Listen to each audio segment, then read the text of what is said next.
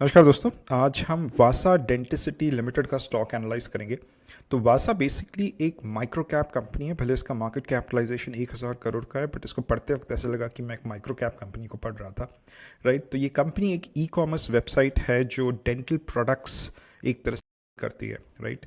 तो प्रोडोमिनेंटली जो dental clinics होते हैं या फिर डेंटिस्ट होते हैं, उनको 3 तरह के प्रोडक्ट्स की आवश्यकता पड़ती है। एक तो इक्विपमेंट लगता है उनको अपने जो क्लिनिक्स में सेटअप करने के लिए। तो चेयर्स होते हैं, जो एक प्रकार की लाइट होती है जो डेंटिस्ट यूज़ करते हैं अपने क्लिनिक्स में। तो इक्विपमेंट्स बेचती है ये कंपनी, या इक्विपमेंट एक कैटेगरी है इनके मार्केट प्लेस में। दूसरा जो है वो है कंज्यूमेबल्स। तो जो भी सामग्री मुंह में जाती है जब हम कोई डेंटल प्रोसीजर या डेंटल ऑपरेशन करते हैं, जैसे वो कॉटन्स होते हैं, क्राउन्स होते हैं, लाइनर्स होते हैं, वो सब मुंह में जाते हैं, तो वो दूसरी एक कैटेगरी होती है। और तीसरा होती है जो औजार होते हैं, इंस्ट्रूमेंट्स होते हैं जो डेंटिस्ट यूज़ करते हैं कोई भी ऑपरेशन या प्रोसीजर करते वक्त। तो ये कंपनी जो है ये 3 कैटेगरीज को अपने प्लेटफॉर्म पे एक तरह से बेचती है। ये एक मार्केटिंग एंड डिस्ट्रीब्यूशन चैनल है, एक काइंड ऑफ एक मार्केट प्लेस है जो predominantly tier 3 tier 4 dental clinics को टारगेट करती है। राइट। टियर 1 टियर 2 में जो होते हैं वो एक बड़े जो डिस्ट्रीब्यूटर्स होते हैं, ये बड़े बड़े जो टॉप 6 या टॉप 9 टाउन्स में जो डिस्ट्रीब्यूटर्स हैं उनसे एक तरह से माल प्रोक्योर करते हैं। बट ये company specifically tier 3 tier 4 clinics के डेंटल क्लिनिक्स को एक तरह से टारगेट करती है। तो ये ऑनलाइन मार्केट प्लेस है, ये एक B2B डिस्ट्रीब्यूशन प्लेटफॉर्म है। राइट। और इस पे करीबन 3.5 लाख डेंटिस्ट लिस्टेड है, और करीबन 3-3.25 लाख जो डेंटिस्ट लिस्टेड है वो लोग इनके साथ बिजनेस भी करते हैं, और उनका रिटेंशन रेट अराउंड 75% है, जो कि मुझे लगता है एक B2B डिस्ट्रीब्यूशन प्लेटफॉर्म के लिए, B2B ई कॉमर्स प्लेटफॉर्म के लिए काफ़ी एक अच्छा नंबर है। राइट। तो इस कंपनी को हमने इसलिए शॉर्टलिस्ट किया क्योंकि इसका 3 साल का जो कंपाउंडेड सेल्स ग्रोथ है 62% है। ये कंपनी जुलाई 23 में लिस्ट हुई, if I am not wrong. Right. तो अगर आप पिछले 4 क्वार्टर्स का भी कंपाउंडेड सेल्स ग्रोथ देखोगे 46% है। माइक्रो कैप कंपनी बहुत तेज़ी से ग्रो कर रही है। इसका कंपाउंडेड प्रॉफिट ग्रोथ 256% है। पिछले 4 क्वार्टर्स का कंपाउंडेड प्रॉफिट ग्रोथ 64% है। राइट। तो जो हमारा 25% का पैरामीटर होता है उस पर तो काफ़ी बहुत अच्छी तरह से ये पॉजिटिवली एक तरह से ये कंपनी खरी उतर रही है। राइट। तो मैनेजमेंट का गाइडेंस जो मिला है, उन जो भी ट्रांसक्रिप्ट्स या फिर उनके जो भी कमेंट्री है, उससे 3 ग्रोथ ट्रिगर्स इस कंपनी में फिगर आउट हुए हैं। एक तो ये कंपनी प्योर प्ले एक ऑनलाइन प्लेटफॉर्म है। तो अगर आप देखोगे कि रिसेंटली अगर आप स्टार्टअप इकोसिस्टम में देखोगे तो बहुत सारे जो स्टार्टअप्स होते हैं वो ऑनलाइन शुरू होते हैं और ओवर पीरियड ऑफ टाइम वो ऑफलाइन जाते हैं। राइट। तो ऑनलाइन आप क्यों करते हो? ऑनलाइन आप इसलिए करते हो क्योंकि एक लो केपेक्स बिजनेस है, आपको बस एक वेबसाइट बनानी है, वेयर हाउसिंग वगैरह ओवर पीरियड ऑफ टाइम आता है। राइट।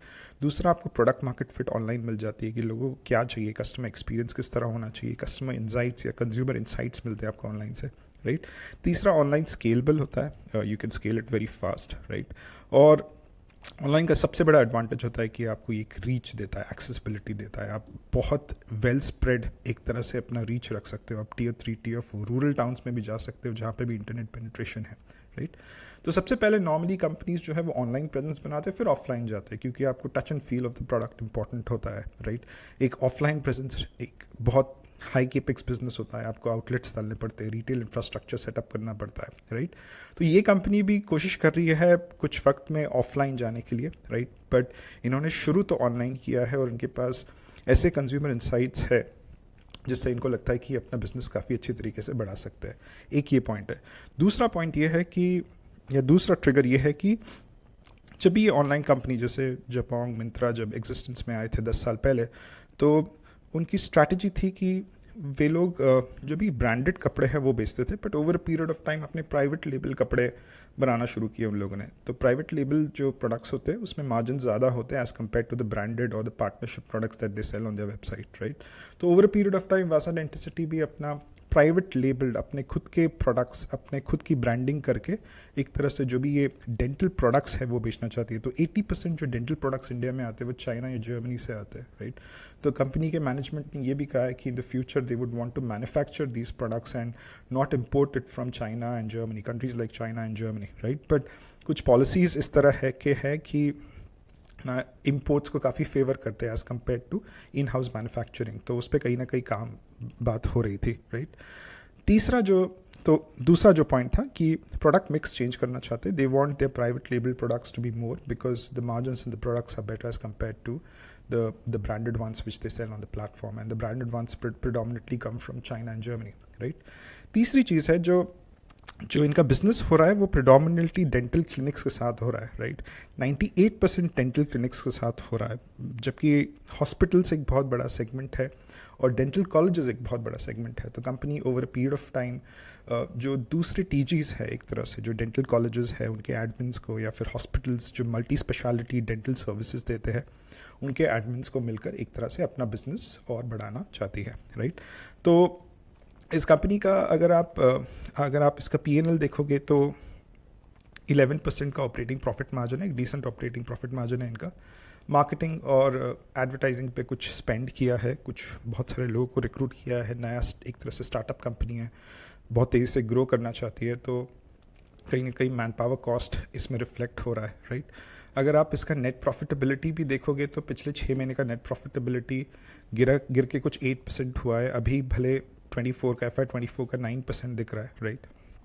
तो कंपनी के 3 चीज़ों के ऊपर कॉन्सेंट्रेशन है। अगर आप कोई भी एक मार्केट प्लेस देखते हो, जैसे अमेजोन जैसा एक मार्केट प्लेस देखते हो, तो 3 चीज़ें होती है उस पर। एक तो सिलेक्शन होता है कि आप जो प्रोडक्ट्स ऑफर कर रहे हो ज़्यादा प्रोडक्ट्स ऑफर करो, आपका जो लॉन्ग टेल होता है उसको कैप्चर करो, आप बहुत ज़्यादा प्रोडक्ट ऑफरिंग्स रखो, 1। दूसरा, आप सबसे सस्ते में बेच सकते हो कि नहीं बेच सकते, क्योंकि अगर आप सस्ते में बेच सकते हो तो फिर बहुत लोग आएंगे आपके प्रोडक्ट्स लेने के लिए। और तीसरा जो होता है वो आप एक तरह से कितना फास्ट डिलीवरी कर सकते हो। तो जब मैंने इनका ऐप डाउनलोड किया, इनका एक ऐप भी है, वेबसाइट के साथ एक ऐप भी है, तो उस पर जो प्रिडोमिनेटली नेगेटिव रिव्यूज़ थे वो डिलीवरी टाइमलाइंस के ऊपर थे। तो बहुत सारे लोग कह रहे थे, या बहुत सारे डॉक्टर्स कह रहे थे कि आप प्रीपेड पेमेंट ना कीजिए क्योंकि डिलीवरी 25 दिन 27 दिन में आ रही है, राइट? तो कहीं ना कहीं ये कंपनी और इसका मैनेजमेंट, जो इनकी कमेंट्री थी पिछले क्वार्टर की, उस पर वो लोग they are very cognizance of the fact that they are dealing deliveries a lot. तो वो लोग काफ़ी ज़्यादा जो केपेक्स है इनका इन्वेंट्री मैनेजमेंट में गया, एक तरह से जो वेयर हाउसेस है 3 से 4 वेयर हाउसेस खड़े किए उन्होंने बैंगलोर में, मुंबई में, गुवाहाटी में, to kind of get those delivery TATs in control. तो 4-4.5 दिन का एक तरह से डिलीवरी टैट का टारगेट लेके बैठी है कंपनी और उस पर वो लोग काम कर रहे हैं। तो प्रिडोमिनेटली अगर आप देखो कि नेट प्रॉफिट मार्जिन भी कुछ 9% है, एक्सपैंड हो रही है सारी चीज़ें यहाँ पे। आप OPM देखोगे, NPM देखोगे, तो over period of time it's expanding. देखना पड़ेगा आगे जाके और कितना एक्सपैंड होता है, कॉन्ट्रैक्ट होता है, क्या क्या करता है। अभी तो it's too early days actually for this business, right? But it's a decent business, it's a scalable business, right? इनका CFO to PAT रेशियो 0 है, तो एक तरह से कंपनी is not able to convert profits into cash flows. ये एक बहुत इंपॉर्टेंट चीज़ होती है कि आप बैलेंस शीट पे या फिर आपके फाइनेंशियल स्टेटमेंट्स में दिखा रहे कि आपने इतना प्रॉफिट कमाया, 28 करोड़ का प्रॉफिट कमाया, बट आपके पास जब कैश आ रहा है तो 0 दिखा रहा है, या फिर बहुत कम कैश दिखा रहा है, या फिर माइनस में कैश दिखा रहा है यहाँ पे। तो this is a red flag. I mean micro cap company है, but still we have to kind of apply the frameworks that we use for other companies as well. तो इस पे एक चीज़ है। दूसरा चीज़ है, it's not a free cash flow positive company, -13 crore का नेगेटिव कैश फ्लो है, so it's not generating enough cash to support its own operations, which is evident from the CFO to PAT ratio, which is 0, right? Reinvestment rate 18% है, too early days to assess this as well कि 18% अच्छा है बुरा है, but it's an asset light business. I mean hardly 2% इनका asset में एक तरह से fixed asset to total asset ratio है. It's a website only, it's an operating margin, operating leverage business की आपने website खड़ी कर दी, अब बस लोग आए 100 से 1000, 1000 से 10,000, whatever it is, right?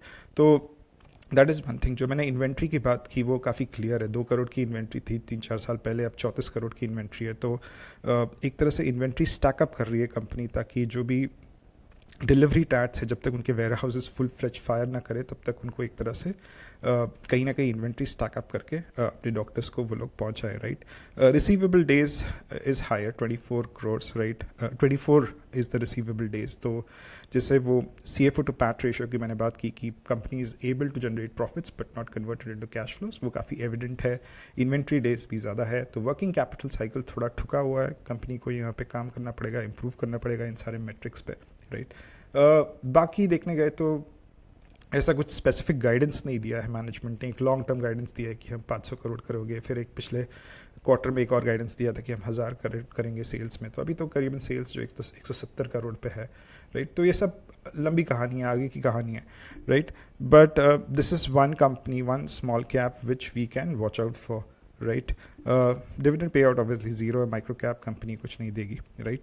इसमें कुछ FII DI के इन्वेस्टमेंट्स मुझे कुछ स्पेसिफिकली दिखे नहीं, ऐसा कुछ इंटरेस्ट दिखा नहीं, right. Number of retail share holders कुछ बड़ा है, बट रिटेल फ्लोट 13% है, मतलब ज़्यादा रिटेल फ्लोट है। काफ़ी लोग एक तरह से आशा लगाए बैठे हैं कि ये कंपनी बहुत ऊपर जाएगी, ठीक है। इसका करंट पी जो है 68 है, जो मुझे लगता है कि बहुत ज़्यादा वैल्यूड है, राइट, स्पेशली इसके फाइनेंशियल्स देख के। अगर आप इसका स्टॉक प्राइस भी देखोगे, I think it went up, right. So if you see over here, this was like 250 and now it is around 700. I think whatever bull run that started 2 years back in small caps and micro caps, I think this company got the benefit of that as well, right? But अब बहुत सारी चीज़ें शांत हो रही है, taper हो रही है, तो we'll have to be a bit cautious about all these companies. But micro cap universe को और अच्छी तरह से देखेंगे और उसमें कुछ अगर hidden gems है तो उनको निकालने की कोशिश करेंगे. This was just one of the companies that we started with, right? Vasa Denticity overvalued है, बहुत ज़्यादा overvalued है, especially for the return ratios that the company, not the return ratios actually, but the working capital cycle that the company is showing. Return ratios तो अच्छे हैं इसके, 3 साल के return ratio 73% है, मतलब अगर बिजनेस में 100 रुपये जाते हैं तो प्रॉफिटेबिलिटी 73% है, जो कि अच्छी प्रॉफिटेबिलिटी है। रिटर्न ऑफ इक्विटी जैसे मैंने अभी दिखाया 49% है, तो काफ़ी जो लोगों ने पैसा लगाया इस बिज़नेस में उनको शेयर होल्डर्स को 49% साल दर साल एटलीस्ट पिछले 2 सालों में उन्होंने कुछ प्रॉफिट कमाया है, which is evident from the stock price which has gone up, right. So this was a brief about Vasa denticity. It's a stock which we can watch out, right. It's a decent stock. It's a decent idea, not the stock, but at least it's a decent idea. काफ़ी बड़ा market है dental products का. Health care related जो भी चीज़ें हैं उसका India में एक बड़ा मार्केट ही होने वाला, because this is a pure play discretionary spend. Health, जब आदमी के पास पैसा आ जाता है, आदमी जब थोड़ा पैसे वाला हो जाता है, तो the one thing which he's not ready to compromise on is the healthcare that he's giving for himself or the family. तो healthcare products, healthcare companies, hospitals, diagnostics, ये काफ़ी एक ऐसा segment है जो अच्छी तरह से ग्रो होगा इंडिया में, at least when the disposable incomes are going up. So we need to keep a keen eye on especially the healthcare sector as well as the micro caps especially which are coming up in the healthcare sector. क्योंकि जो infrastructure में जो भी micro caps है, अगर आप देखो पिछले 1.5-2 सालों में करीबन 6 times 7 times 8 times stock prices ऊपर एक तरह से जा चुके हैं, तो अभी वहाँ पे तो कुछ वैल्यू दिखता नहीं है. इस कंपनी में भी वैल्यू नहीं दिख रहा है मुझे, फ्रैंकली स्पीकिंग. मैं वैल्यू ढूंढ रहा हूँ एक माइक्रो कैप में, वो भी एक मार्जिन ऑफ सेफ्टी तो ढूंढना ही पड़ता है, चाहे फिर वो माइक्रो कैप हो, स्मॉल कैप हो, लार्ज कैप हो. तो मार्जिन ऑफ सेफ्टी तो ऑब्वियसली एविडेंट नहीं है यहाँ पे. तो I think we'll have to keep an eye on such companies which could be bigger companies as things move ahead. So this was a brief about Vasa Denticity Limited. Hope you found some value in this analysis.